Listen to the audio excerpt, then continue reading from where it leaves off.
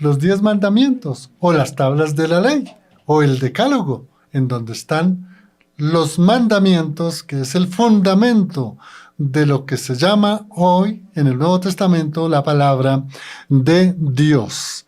Bueno, Marcelita, usted como es abogada sabe bien lo que es la ley. Somos abogados. Bueno. Miren, vamos a hacer 3 o 4 aspectos que nos ayuden a entender este tema que es sencillo. Sí. Miren, cuando a un abogado le hablan de ley, eso por la cabeza le llueven todos los códigos, o sea, leyes. Y mire que en el derecho sí jerarquiza uno las normas, porque mire, aparece la Constitución, las leyes, los decretos, las resoluciones, y bueno, de ahí para abajo toda una cantidad. En la ley de Dios, en general, pues siempre se habla de la ley de Dios, también se habla de las ordenanzas, Sí. o de los mandamientos, de los preceptos, Decretos. de los decretos y de las prescripciones. Sí. Entonces fíjense que también hay como una jerarquía, pero en verdad, dentro de la palabra de Dios, dentro de todo el contexto de la Sagrada Escritura, realmente tanto la ley más alta como, digamos, la ordenanza más pequeñita son iguales. ¿Sabe por qué? Porque vienen de Dios. En los hombres sí realmente se jerarquiza, ¿no? Ese es un punto que quería aclarar. Quiero aclarar otro punto. Cuando analizamos el texto del Antiguo Testamento, nosotros nos damos cuenta que allí hay una serie de diversidad de leyes. Claro. Sí. ¿Sabe por qué? Es que en el Antiguo Testamento hay básicamente 3 o 4 hasta más clases de leyes. Entonces, miren, está la ley que realmente se fundamenta en los mandamientos, la ley. Está también una serie de leyes que son prácticamente civiles. Allí está el hurto, está la condena para el que daba muerte a una persona, incluso para el adúltero, en esa época lo apedreaban. Esas son leyes civiles que hoy están en los códigos del derecho civil o del derecho penal. Sí. Lo que quiero decir es que en el Antiguo Testamento estaban la ley de Dios, que está especialmente los 10 mandamientos, está en el libro de Deuteronomio, en el libro del Éxodo, capítulo 20, Deuteronomio 5, y también está en todos los 5 primeros libros. Por eso los 5 primeros libros, ¿cómo es que se llaman? Pentateuco. La Torah. Ah, la Torah, sí. La Torah, que es la Torah o Torah es ley. Pero también existían unas leyes ceremoniales. Todo el Levítico y parte de Números, todas son leyes ceremoniales. Y también agregamos ahí, hay varias, pero agregamos otra, son leyes de sanidad. Recuerda que cuando una persona iba a un viaje, se contaminaba con una persona que tuviese lepra porque le daba la mano, tenía que hacer un tiempo para como sanarse. eso vendría siendo como de salubridad, ¿cierto? De salubridad, leyes de salubridad. Y bueno, y hay otra serie también de leyes, como podríamos decir, éticas morales, civiles o seculares, también leyes de convivencia. Sí. Entonces, pero básicamente es ley civil, ley moral, o sea, la ley de Dios, y la ley ceremonial. Sí. Eso es el gran. Ahora, lo más importante y lo que hoy vamos a hablar es sobre los 10 mandamientos. Miren, los 10 mandamientos es ese fundamento, esa roca, ese conjunto de principios, de valores divinos, de valores morales divinos, de valores éticos bíblicos, y que realmente eso es lo que integra la ley. Por eso, cuando al Señor Jesús, y aquí quiero hacer una conexión entre lo que son la ley, o sea, los 10 mandamientos, con esta pregunta que absolvió Jesús de los sacerdotes o de los escribas. Los escribas le preguntaron al Señor, bueno, como usted sabe todo, pues díganos cuál es el mejor mandamiento, ¿no? Y el Señor Jesús sale en su sabiduría como Hijo de Dios. Eso está registrado en Mateo 22, 37 y 40. Y es donde sabemos que el Señor les dijo cómo es que se resume o cuál es el mejor mandamiento. Entonces Él dijo, amarás a Dios por sobre todas las cosas y al prójimo como a ti mismo. Entonces, cuando analicemos los 10 mandamientos, que es lo que vamos a hacer hoy, de una vez les adelanto, los 4 primeros mandamientos están relacionados con Dios. El hombre con Dios o Dios con el hombre. Y los 6 últimos mandamientos están relacionados entre la interrelación con el ser humano, o sea, con el prójimo. Por eso es que Jesús, como sabía la ley de Dios, dijo, primero, amar a Dios sobre todas las cosas y luego al prójimo. Es decir, 4 primeros mandamientos, relación con Dios, 6 últimos mandamientos relacionados con el prójimo. Bueno, Marcelita, qué bueno que pudiéramos indicar, así a grosso modo, porque sabe que analizar, digamos, estos 10 mandamientos, por cada programa por lo menos sería 1 hora y media y no alcanzaría uno el tiempo. Sí. Pero aquí vamos a hacer como un resumen. Vamos a hacer unas precisiones sobre lo que es precisamente los 10 mandamientos, el decálogo. El decálogo, sí, y muy importante, digamos, en esta introducción, lo que Juan mencionaba es que, pues, digamos que todos tenemos como sí, obviamente la imagen de que Moisés allí, Dios le escribe porque fueron escritos por la misma mano de Dios, pero recordemos que cuando el pueblo de Israel estuvo pues todo este tiempo caminando por el desierto, Dios les fue dando unas instrucciones al pueblo de Israel a través de Moisés. Dios les fue hablando a ellos, les fue diciendo qué cosas debían hacer para ir organizando, porque ¿qué es lo que trae una ley? Pues es un propósito que es organizar a una comunidad, ¿cierto? Entonces, lo que busca es precisamente que haya una convivencia entre las personas que están conviviendo. Eso es lo que busca una ley así, digamos, como una explicación así, pues muy didáctica.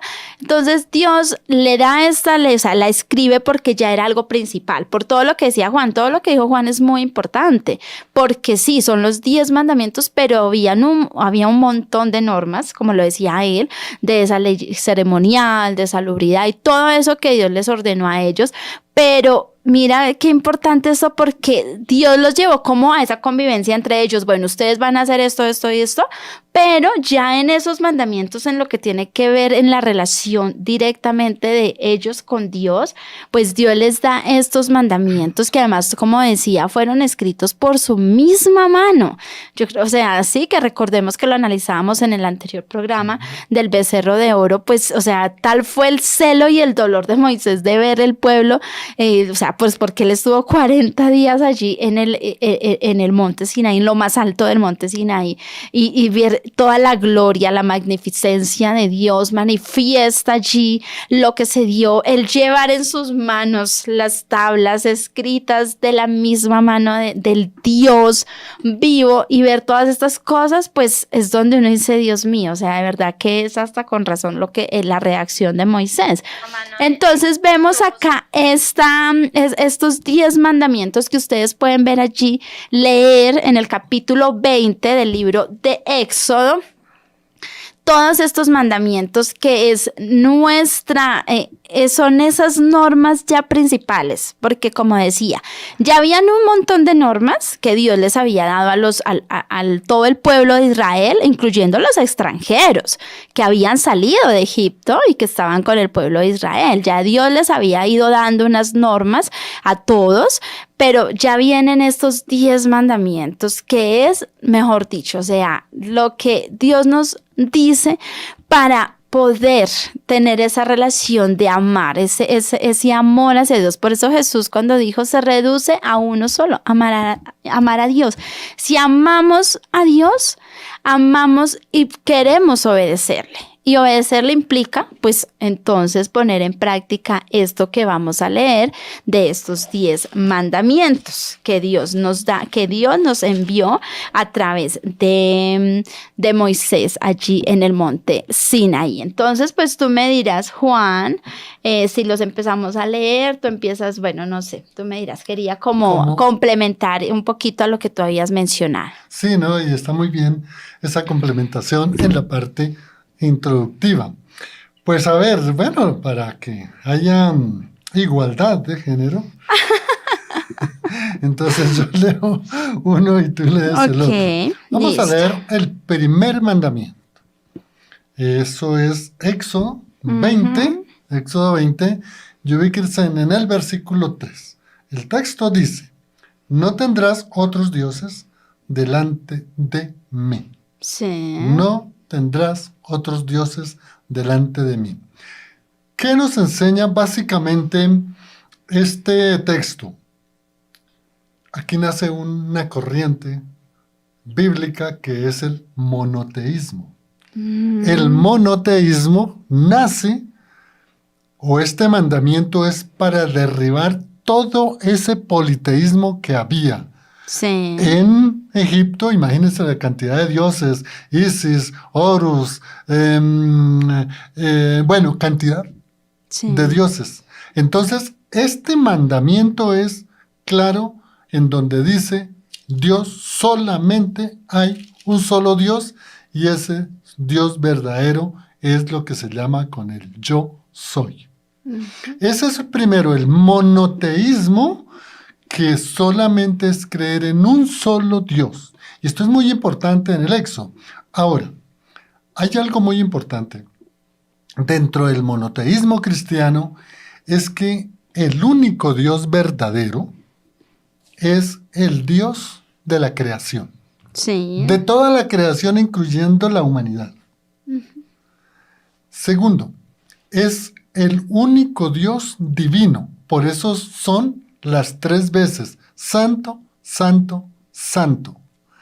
Ahora, es el único Dios que llamó a un pueblo para que ese pueblo, que es el pueblo de Israel, fuera o bendijera todas las demás naciones del mundo.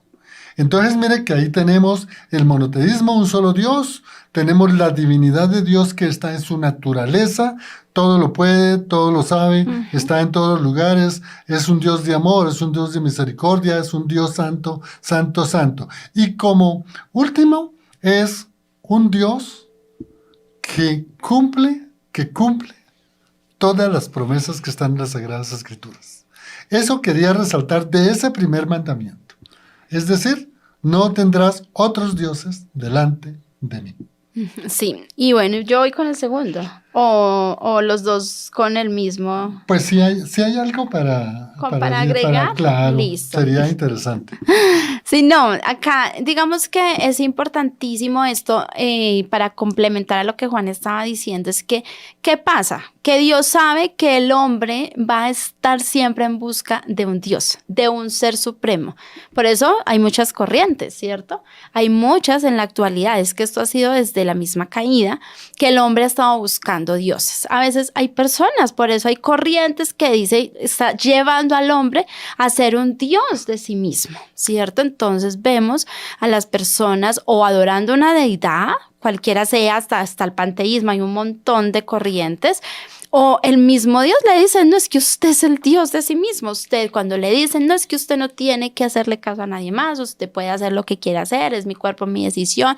Usted es porque lo están llevando a que usted también sea usted mismo el Dios de sí mismo. Entonces digamos que acá podemos como complementar eso en el sentido de que el hombre va a estar siempre en busca de una superioridad, pero Dios le está diciendo, yo soy el que soy y yo soy el único Dios verdadero. Entonces, eso era lo que quería complementar. Vamos al segundo y dice, no te harás imagen ni ninguna semejanza de lo que está arriba en el cielo, ni abajo en la tierra, ni en las aguas debajo de la tierra. Y esto tiene mucho que ver porque Dios es tan perfecto en todo, Él es perfecto en todo, que Él lleva una secuencia. Entonces le está hablando de que, bueno, no van a tener otra a otro superior, a otro Dios, o sea, que no sea yo.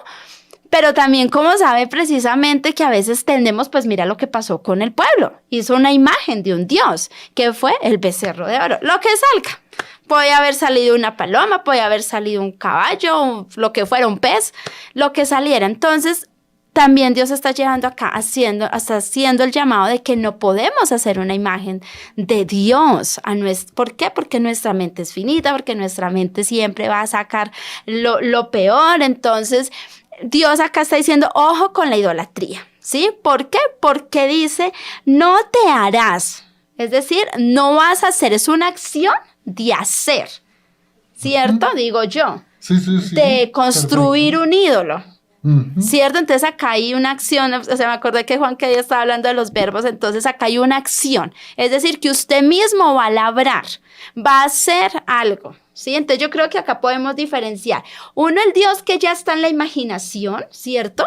Que es hacer un Dios de lo que está creado, por ejemplo, los que creen, hacen de la tierra un Dios y adoran al sol. No es hecho por la persona, sino que en su mente y en su necesidad de adorar un Dios, pues hacen de esa creación, de lo creado, un Dios. Pero acá en el segundo vemos es el hacer, el que yo o cualquier persona fabrique un ídolo con cualquier imagen que le represente a Dios. Qué bueno, Marcela, porque usted ha hecho una precisión de lo que realmente es un ídolo. Uh-huh. Y me gustó de dónde nace ese ídolo. Entonces, ese ídolo nace del mismo corazón, de la misma persona, digamos, de su misma conciencia o emociones o pasiones o conocimiento. Y por eso es que para poder adicionar lo que bien decía Marcela, es que este segundo mandamiento, no te harás ídolos, que está en Éxodo 24, aquí Marcela trató un punto muy importante. Cuando se habla de religión, de lo religioso, mire que es distinto cuando se habla de una persona cristiana o del cristianismo. Correcto. Porque cuando Marcela decía de hacerse uno un Dios, si uno es una persona religiosa, pues uno en la mente crea una cantidad de dioses. Y eso es lo que le pasa a los religiosos, porque la religión es Dios buscando al hombre, mientras que el cristiano, el Hijo de Dios, el cristianismo, es que Dios viene por nosotros y nos rescata, lo que dice precisamente Juan 3:16, porque tanto amó Dios al mundo. Eso lo saben ustedes. Entonces lo que quería agregar es que no solamente un ídolo es una imagen, o un ídolo puede ser una profesión, o un ídolo puede ser, bueno, una casa, o el carro, o cualquier cosa material, Sí. sino que la idolatría está también en ser uno religioso, y cuando uno es religioso, crea uno una cantidad de dioses. Segundo, también puede ser una idolatría la parte del humanismo, es decir, que el hombre es el centro de todo, cuando realmente el centro de todo es Cristo, Dios.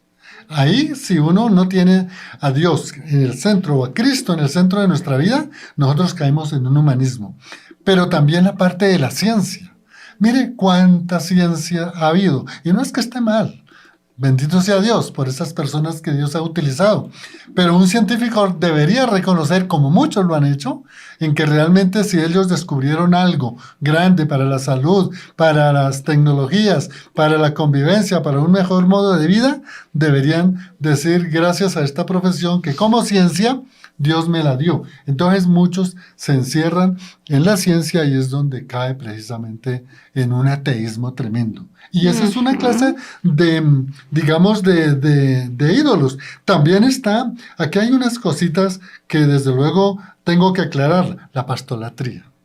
No es que nosotros no admiremos, obedezcamos, digamos, agradezcamos, apoyemos en oración, en lo que Dios nos dé a nuestro pastor. Porque Dios lo ha colocado una persona, como se dice, una persona en eminencia. Claro, y así como usó a Moisés, Exacto. así como puso a David para dirigir a su pueblo, igual pone en esta época pastores. Pero no es para nosotros. Ujú. Muchas veces les pasa a muchos, es que o la esposa o el esposo, a veces más la esposa ve al esposo como su jefe, su patrón de todo, ¿no? Y no. Aquí ambos son iguales. Y por último, lo que yo digo a veces de la esposa, de los hijos y estas cosas anteriores, se cae en la idolatría cuando se pone por debajo a Dios y por encima de estos aspectos. Encima de todo tiene que estar es Dios para no caer en la idolatría. Y tú ahí yo creo que ya estabas tocando el tercer mandamiento. Sí, sí. Ahí, ¿cierto? Que es: no te inclinarás a ellas ni las honrarás, porque yo soy Jehová tu Dios, fuerte, celoso, que visito la maldad de los padres sobre los hijos hasta la tercera y cuarta generación de los que me aborrecen. Entonces acá me parece muy importante lo que tú mencionas, porque sí, no solamente es labrar la escultura, ¿cierto? De lo que sea que quiera ser un ídolo, sino también que es de esas labores que hacemos o de esas personas que nosotros tenemos a nuestro lado, y a veces hacemos ídolo de nuestro esposo, de nuestros hijos, del pastor, del líder, y pues obviamente Dios aborrece eso. Entonces nos inclinamos a ellos y entonces no pensamos por nosotros mismos. Entonces el pastor o el que sea, no, venga, o sea, la necesito acá todo el tiempo en la iglesia. Sí, Señor. Sí. Eso es una idolatría, porque por supuesto que hay que servir en la iglesia, por supuesto que todo eso yo sirvo, nosotros servimos, pero todo en su savia, ¿cierto? Porque dice, como dijo Jesús al pueblo de Israel, o sea, cómo no pueden descuidar a los suyos, no pueden descuidar, como dijo Pablo también, un obispo debe cuidar de su familia, de su esposa, de sus hijos, bueno, en fin. Entonces acá nos inclinamos, y no solamente, yo creo que acá, pues bueno, tú debes manejarlo mejor, el término original, quién sabe cuál habrá sido, pero pues bueno, estas traducciones tratan de darnos en palabras que nosotros entendemos, ¿cierto? Pero pues uno dice inclinar, entonces todos creemos que es solamente el que vaya a un templo y se arrodilla físicamente ante nosotros, pero es que es inclinar nuestro corazón, aquí es realmente nuestro corazón, cómo se está inclinando, hacia qué se está inclinando hacia esos ídolos, sea como decía, el trabajo. Sí, y es bien importante, Marcela, lo que tú has resumido este tercero, ¿no? De no tomarás el nombre del Señor tu Dios. No, ese es el tercero, que es el versículo 5, no te inclinarás a ellas. Ese estaba aquí por no se me salte. Gracias, Marcelita. Mire, claro, porque aquí la clave está en lo que dijo Marcela. Es la parte interna. El anterior era esa parte externa. Sí. De hacer una imagen. Pero aquí es lo que tiene en su mente, lo que tiene en su corazón, en todo su ser, de inclinarse, humillarse. Cuando la inclinación y la humillación está delante de Dios. Sigamos, sí. Marcelita. Sí, el tiempo se nos va yendo, pero está bueno el tema. Sí, porque aquí dicen no, ni las honrarás. Y acá yo quiero, Juan, yo sé que pues nos toca correr, pero sí. Acá porque me parece impresionante que dice que la maldad, ¿cierto? O sea, Dios es un Dios celoso y dice que la tercera y cuarta generación, pues es que si yo como mamá, como papá, yo no cumplo y yo estoy buscando otros ídolos, pues ¿qué es lo que yo le estoy enseñando a mis hijos? Mis hijos están viendo eso, mis generaciones, y por eso se va trasladando de generación a generación, sí. ¿Cierto? Bueno, vamos al siguiente. Al versículo, no tomarás, ¿sí? Versículo 7. Dice, no tomarás el nombre de Jehová tu Dios en vano, porque no dará por inocente Jehová el que tomare su nombre en vano. Sí, ese de no tomarás el nombre del Señor en vano, quiero resumirlo bastante, porque imagínense, llevamos 3, son 10 y nos quedan 25 minutos menos. Menos. Acá no tomarás el nombre del Señor en vano, voy a resumirlo en que no es solamente hacer un juramento, porque a veces el juramento nos toca hacerlo cuando nos posesionamos ante un estado, sí. Ante una reunión, sino acá voy a tocar lo más sensible que hay, es cuando una persona toma la palabra de Dios y la tergiversa, es decir, no la interpreta de acuerdo con lo que Dios quiso, lo que se inspiró y lo que reveló, sino que le cambia de pronto para adquirir alguna prebenda o algún beneficio o alguna cuestión, digamos, Sí. de lograr para sí. Esa es no jurar su santo nombre en vano, porque solamente está el nombre, es de Yahweh, que ese nombre siempre lo pronuncian todo. Y esto es muy hoy dado que realmente nos desviamos a veces en no enseñar la palabra de Dios. Sigamos, Marcela. Sí, bueno, aquí para complementar, yo creo esto es muy delicado porque acá también es donde a veces somos muy ligeros y yo lo aprendí de ti, porque yo siempre como que uno trae eso de que cualquier cosa todo es, ay Dios mío, ay Dios mío. Entonces, no, sí, pues realmente cuando uno aprende a tenerle ese respeto a Dios y a saber quién es Él en su magnificencia, pues uno ya tiene cuidado de esto. Y lo otro también es de pronto aquellas personas que mencionan a Dios para justificar de pronto un acto tremendo. Dice Sí. que Dios no dará por inocente al culpable. O sea, esto no solamente aplica también a lo que tú decías de pronto una persona que ya es cristiano, sino también a aquellas personas que son inconversas que usan el nombre de Dios o de nuestro Señor Jesucristo para justificar algún acto tremendo. Ojo con eso. Y seguimos. Sí. Ay, bueno, vamos con la pausa. Vamos con la pausa. Pues yo quería que Y, por lo menos hiciera la bueno, otra. dice, acuérdate del día del reposo para santificarlo. Esto está en el versículo 8 del capítulo 8. 20. Importante, el día de reposo. Sobre esto nos llevaría por lo menos 120 horas para explicarlo. Porque el día de reposo solamente quiero dejar una inquietud. Sí.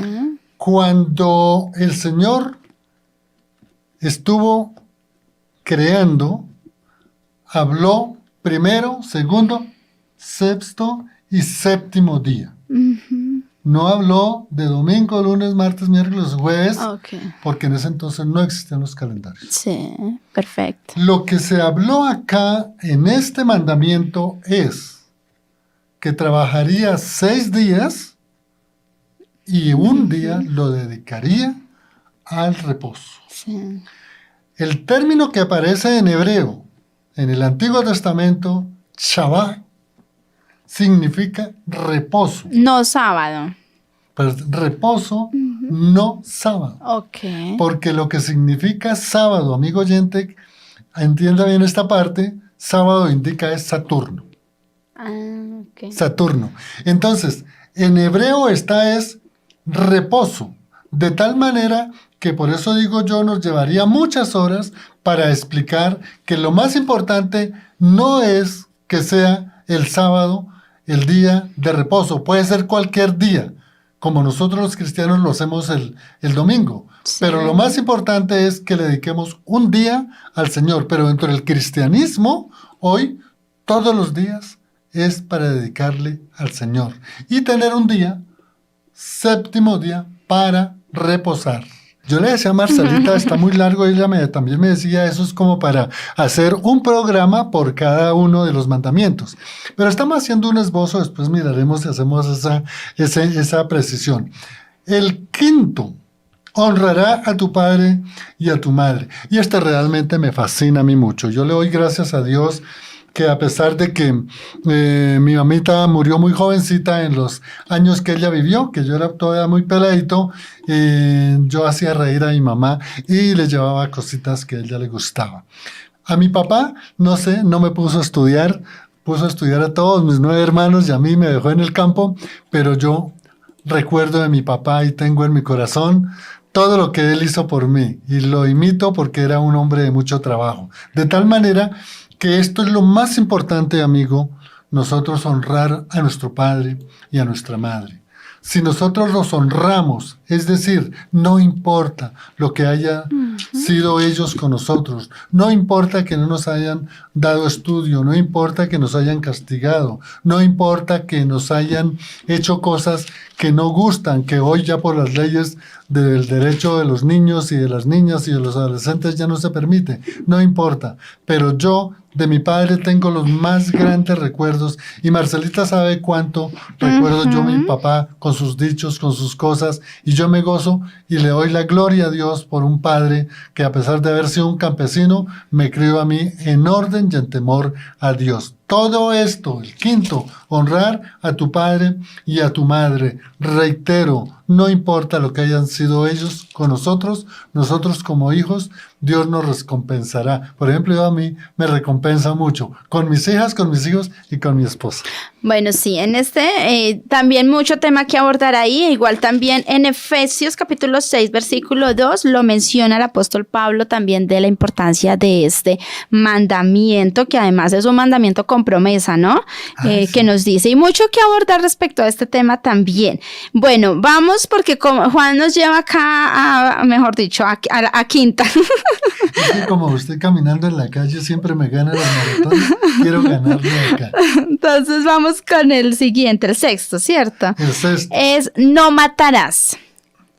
Este mandamiento es tremendo. ¿Y por qué? Porque acá es no dar muerte a otra persona, ¿cierto? No quitarle la vida a otra persona es la que nos está hablando este mandamiento, porque sabemos también lo que Dios conocía el corazón del hombre, esa inclinación a hacer el mal. Recordemos lo que pasó con Caín y Abel. Caín le quitó la vida a su hermano Abel. Pero mira que a mí me impresiona y me impresionó mucho cuando lo leí en el Evangelio de San Mateo. Sí. Porque nosotros sí, lo que acabo de decir, es quitarle la vida física a una persona. Pero en el Señor Jesucristo, en las enseñanzas evangelísticas, Él lo asemeja, Él lo equipara, no matar, a no calumniar. O sea, es decir, que si usted calumnia a una persona, usted está infringiendo este mandamiento de Dios. Usted está matando a esa persona también. Entonces, mira cómo acá, porque Jesús no vino a abolir la ley, sino a cumplirla, para que también nos quitemos, porque a veces pasa eso en la religiosidad. Ay, no, pues es que como yo no mato, no violo, no adultero, no eso, pero nos la pasamos rajando de otras personas y nos encanta escuchar la voz. Ay, mire que sutanito y sutanita tal cosa, y vamos y usted ya sabe lo que me dijo tal persona. Eso es. Estamos matando la honra de una persona. Tremendo. Entonces, ese mandamiento no es solamente lo que tú dijiste. Físicamente debe quitarle la vida. Pero ¿cómo le parece, amigos y Marcelita, el aborto? Eso ni qué decir. Es algo tremendo. ¿Y cómo le parece a los que toleran el aborto y teniendo oportunidad de tramitar una ley ante el Congreso para que se penalice el aborto, no lo hacen, sino que van allí a recibir el pago de su buena suma? Ahora, como lo que estaba diciendo Marcela, la calumnia, deshonrar a una persona. Es decir, poner palabras en una persona que esa persona no ha dicho.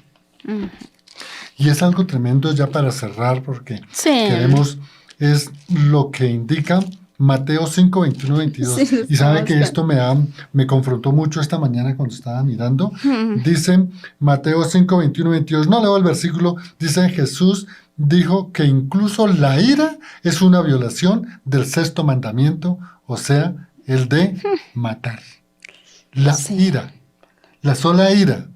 Entonces, ahí también estaría otras posibles formas en las que uno deshonra.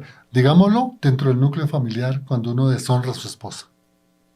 O el esposo deshonra a su esposo. Eso también es homicidio. Y eso también es violación al sexto mandamiento. Seguimos. Así es, bueno, es tremendo esto, es que la palabra de Dios definitivamente, por eso dice que es una espada de doble filo. Dice el séptimo: no cometerás adulterio. Por supuesto que acá Dios está también mandándole esta instrucción a las parejas, a los esposos, de no cometer adulterio, de no faltar a ese voto, a ese pacto que contrae un hombre con una mujer y viceversa. Acá pues sencillamente también, si se cae en eso, pues está violando y se está realmente faltando a esta ordenanza de nuestro Señor. No recuerdo ahorita en qué pasaje, pero está también relacionado a este mandamiento, Juan. Sí.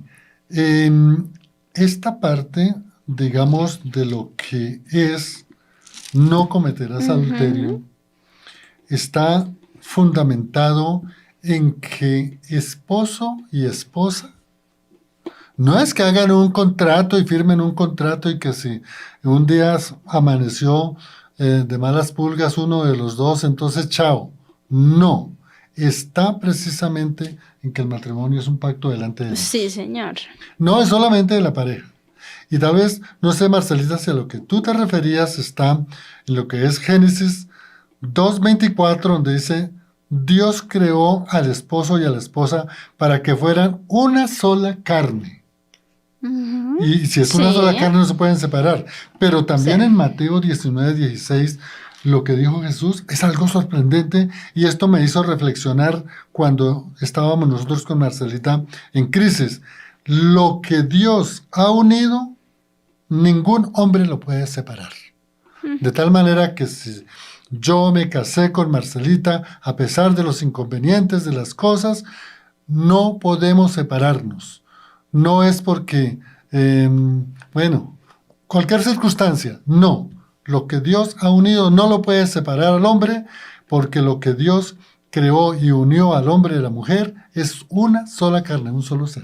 Sí, acá también, y bueno, no sé si tú estás de acuerdo, pero también algunos pues han asemejado de adulterio, también se refería a que el pueblo del Señor, a que los que somos llamados y elegidos para vivir de acuerdo a la voluntad de Dios, también le faltemos a nuestra relación con Dios, ¿sí? Que también nosotros nos inclinemos hacia otros, todo lo que decían los anteriores mandamientos, el primero, el segundo, también estamos adulterando, estamos faltando a ese compromiso que nosotros hicimos un día, porque recuerde que nosotros, la iglesia del Señor, somos la esposa del novio de Jesús de Nazaret. Entonces nosotros tenemos un compromiso, esto pues en la parte espiritual, pero también ese cometer adulterio no solamente es ir y tener relaciones sexuales con otra persona, es de muchas formas, los que ven pornografía, los que de pronto también están faltando en otros aspectos, ahí están cometiendo adulterio, porque es que ¿qué es el adulterio? ¿Qué significa? ¿Cuál es la etimología de adulterio? Adulterar es precisamente infidelidad, faltar a un pacto hecho con Dios, con su esposa o con el esposo. Exacto. Y usted tocó algo muy importante en una cuestión de los hombres. Los hombres, claro, a veces también es que hay mucha tentación, pero uno tiene que salir corriendo. A veces nosotros nos gusta a los hombres darle giro. 90, 180 grados para mirar lo que uno no debe mirar. Ahí ya adulteró. Ya ahí adulteró. Entonces, oye, importante lo que tú dijiste, Marcela, porque es que está el adulterio físico y está el adulterio espiritual, que lo que tú dijiste fue lo de Oseas 2:2, que es precisamente donde él proclama en Oseas 2:2 que el pueblo había adulterado contra Dios, es decir, el pueblo de Israel que se apartó a la idolatría, cometió adulterio con Dios, es decir, un adulterio espiritual. Ese libro de Oseas, Dios mío, de verdad, si usted quiere ver esa compasión y ese dolor de Dios, o sea, ver también un Dios que, lea Oseas, es impresionante. Y seguimos con el octavo, no hurtarás. Sí. No hurtarás es lo mismo que no robar, ¿cierto? Entonces acá, por supuesto, porque es que no está bien, o sea, es faltar también el de pretender quitarle a otro. O sea, es impresionante cuando uno escucha a personas que dicen, ay, no, yo qué le voy a pagar al banco, a la final ya tienen mucho. O sea, tremendo, eso es robar. O sea, ya ellos, sí, eso es robar. O de pronto, personas que se les presta un dinero y lo mismo. Ay, es que no, mire, es que yo estoy en necesidad y usted ya tiene. Eso es robar, ¿sí? O cuando nos llevamos de pronto las cosas de la empresa. Eso es robar. O cuando Una no, hojita. o cuando no cumplimos con las jornadas laborales y nos la pasamos por allá en otras cosas, eso también es hurtar, eso también es faltar a esas normas de conducta, lo que tú decías. Estos ya son más como entre las relaciones, ¿sí? Porque definitivamente la relación de Dios con nosotros es vertical. ¿Para qué? Para nosotros transmitirla hacia nuestros semejantes. O lo que dice Malaquías 3, allí en el capítulo 3, leanlo completo, no se queden solamente con el versículo 10. Dios le está diciendo a ellos, ustedes me robaron. ¿Cómo así que te hemos robado? ¿Qué dices, Dios? Pues sí, me han robado con esto, esto y esto. Entonces, robarle también, exacto, cuando no le damos el tiempo a Dios lo que corresponde. Él nos dio 24 horas al día. Seguro que si nosotros somos organizados, Él nos ayuda y nos recompensa a ayudarnos a rendir el tiempo para todo lo que tengamos que hacer. Cuando nos la pasamos laboradictos y le robamos tiempo a Dios. ¿Cuál es el 10% de 24 horas? Serían 2 horas 40 minutos. Eso tenemos que dedicárselo diariamente al Señor. 2 horas para 40 estudiar la minutos. palabra, adorarlo. Claro que usted le dedica como 3 horas. Bueno. No, tú como 10. Entonces, eso es. ¿Y sabe qué me impresiona, Marcelita y amigo oyente? Que dentro del no hurtarás o no robarás está cuando una persona exagera. Sí. Está robando. ¿Ese no estaría en el no hablarás contra tu prójimo falso testimonio? Sí, también estaría aquí en este documento que tengo, que es un estudio de la Iglesia Bautista. Dice que la exageración y faltar a la verdad y engañar está dentro del 8º mandamiento. Wow. No hurtarás. Seguimos, bueno. Marcelita. Bueno, el siguiente, el 9º, ¿cierto? No hablarás contra tu prójimo falso testimonio. Y pues, muy tremendo. Yo creo que tiene mucho que ver con lo que hablábamos ahorita, cuando Jesús en Mateo capítulo 20 asemeja este mandamiento de no matarás al de levantar juicio, calumnia contra otra persona. Entonces acá vemos que no hablarás contra tu falso testimonio. Definitivamente esto es tremendo y esto como abunda, ¿no? En todas las esferas. O sea, sociales, y cuando hablo de esferas sociales me refiero político, religioso, familiar. Uy, en las familias sí que se ve esto también, ¿no? O sea, mejor dicho, esto es como lo que conocemos en el argot popular, el chisme. Exactamente, eso era, la iba a interrumpir para eso. Mire, dice acá en el texto que estoy siguiendo, que el solo engañar o el solo pronunciar algo negativo ya es un falso testimonio. Y le agrega calumnias, chismes, alimentar la calumnia, porque a veces alguien le dice a uno y como que uno le agrega otra cosita. Eso es destruir con mala reputación a alguien. Hablábamos anteriormente de la reputación. Eso realmente es dar un falso testimonio. Y si lo llevamos nosotros, por eso es que en las Sagradas Escrituras está Antiguo Testamento y Nuevo Testamento. Y el testamento que es una declaración veraz, que es verdadera. Es decir, cuando uno lleva a un testigo ante un juez de la República, es para que ese testigo diga la verdad, lo que le consta, lo que vio, y no que se invente otras cosas. De igual manera acá, en este 9º mandamiento que está en Éxodo 20:16, indica precisamente y hace resaltar es el de dañar la reputación de las vidas de cualquier persona, aún del enemigo, ¿no? Claro, o por ejemplo también a veces cuando se va y se busca de pronto una persona, nosotros que somos abogados pues sabemos que para una audiencia, para un proceso necesitamos testigos, entonces bueno, entonces de pronto a veces esas personas que usan personas, venga le digo, pues recordemos en la Biblia, Jezabel. Exacto. Ese es un vivo ejemplo de ir y buscar personas, pagarle para que declaren en contra de otro. O sea, tremendo. Y este ejemplo es, de verdad que este tema de Nabot, ¿no? Fue Nabot, que Jezabel fue y consiguió falsos testigos para que hablaran en contra para poderle quitar de Nabot, el terreno, para poderle quitar huerta. el terreno. todo eso Dios lo condena, que Dios es un Dios de justicia. Entonces yo creo que esto pues ahí está súper tremendo y nos vamos con el último. Bueno, dale, Marcela. No codiciarás la casa de tu prójimo, no codiciarás la mujer de tu prójimo, ni su siervo, ni su criada, ni su buey, ni su asno, ni cosa alguna. O sea, ahí está todo. Por si de pronto ay, pero es que ahí no dice tal cosa. No, ahí está todo. Ni cosa alguna. Ni cosa alguna. Nada, o sea, nada hay que codiciar de los demás. O sea, Mire, esto es como la envidia, ¿no? ¿no? Está la envidia y la codicia como Sí. elementos precisamente de no codiciar. Mire, pongamos ejemplos que uno a veces dice, pero ¿cómo va a ser eso? El solo hecho que entre los hermanos haya una cuestión de decir, no, pero ¿cómo nombraron a ese muchacho líder?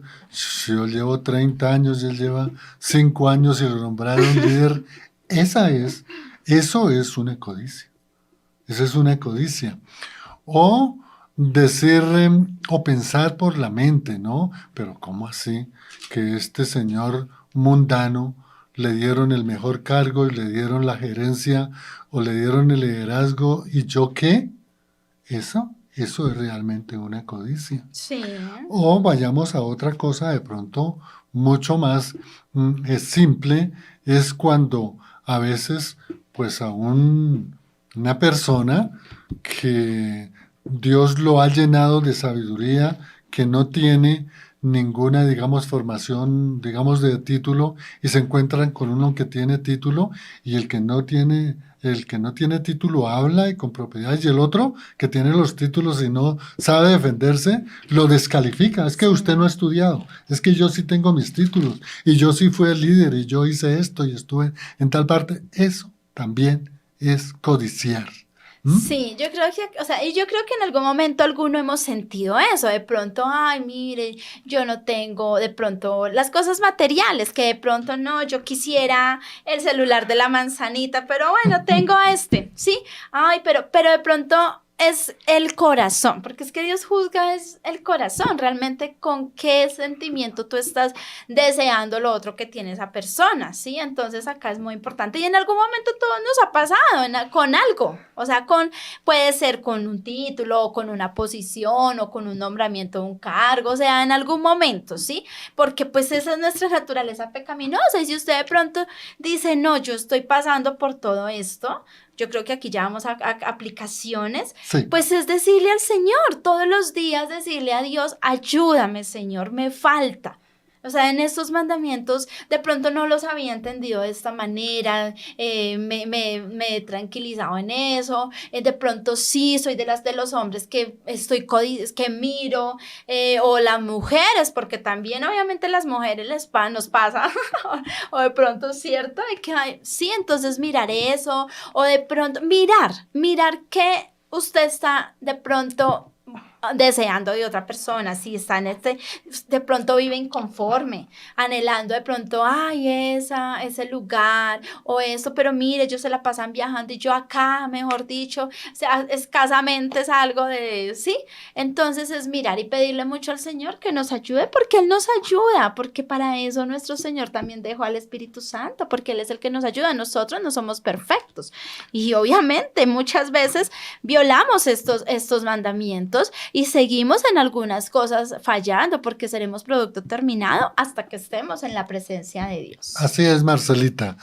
Conclusión, la ley de Dios está allí integrado todo lo que nosotros llamamos mandamientos, decretos, ordenanzas, leyes, prescripciones y hay otra, preceptos. Toda es la ley de Dios. La ley de Dios en el Antiguo Testamento tiene la misma funcionalidad en el Nuevo Testamento, que es hacernos ver nuestro pecado. Sí.